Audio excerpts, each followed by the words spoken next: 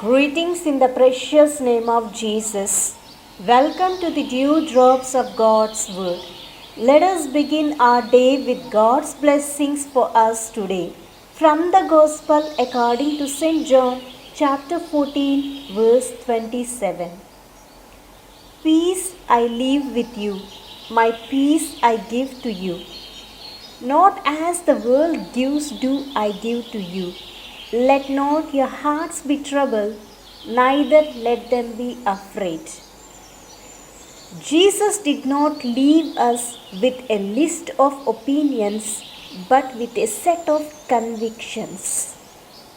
The peace that Jesus affords is not something that rests in opinion, but is a conviction that something is true because He promised it.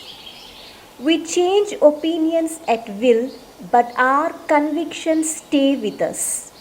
Jesus gives believers two kinds of peace. 1. Peace with God. Therefore, since we are justified by faith, we have peace with God through our Lord Jesus Christ. Letter to Romans chapter 5 verse 1. 2. The peace of God. And the peace of God, which surpasses all understanding, will guard your hearts and your minds in Christ Jesus. Letter to Philippians chapter 4 verse 7. Let us see the difference between peace with God and peace of God. Peace with God is objective. Jesus reconciled us to God, and we are no longer His enemies. This is judicial peace. The peace of God is subjective. There is a settlement of the soul when we accept God's sovereign actions on our souls. This is the peace that we experience actively in our lives. Let us imagine Jesus sitting with us here where we are at the moment. We see Him looking at us with love, and we hear Him saying to us, I am giving you my peace. How do we feel? Let us sit with Jesus for a while, allowing these words to sink in our hearts. Where in our life do we need the peace of Jesus at the moment? Perhaps it is in a relationship, or in our work, or just in our own heart, peace with self. Can we talk honestly now to Jesus about our need for peace and ask Him to let His peace touch us where we most need it? The Holy Spirit, our Comforter and Counselor, will bring us peace. This peace is not an absence of difficulties or an end of all strife or the cessation of all disagreements. We know that those problems will not disappear in our fallen world as we know it now.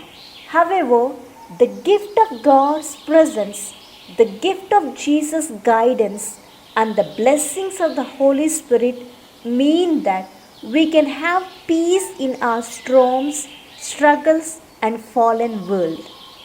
God is present within us to guide, strengthen, comfort, lead, inspire, motivate, bless, and we are not alone as we face every challenge of life, because God is not only with us, but He is within us.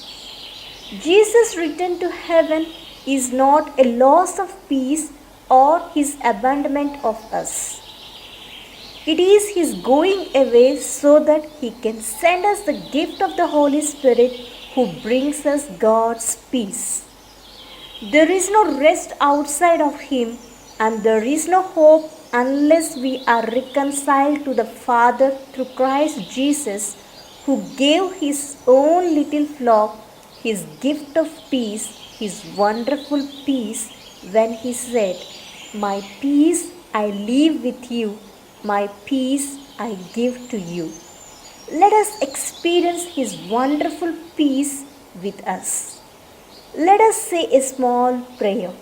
Abba Father, thank you for speaking to me through your holy word. Holy God, give me a deeper appreciation of your abiding presence within me. Lead me by your Spirit to know you more completely. Inspire me by your Spirit to do your work more joyously. Enlighten me by your Spirit to make better decisions each day. Thank you for sending the Holy Spirit to me as your gift of grace, presence, and peace. I pray in the precious name of Jesus. Amen. God bless you, my dear friends. Have a great day filled with God's grace and blessings.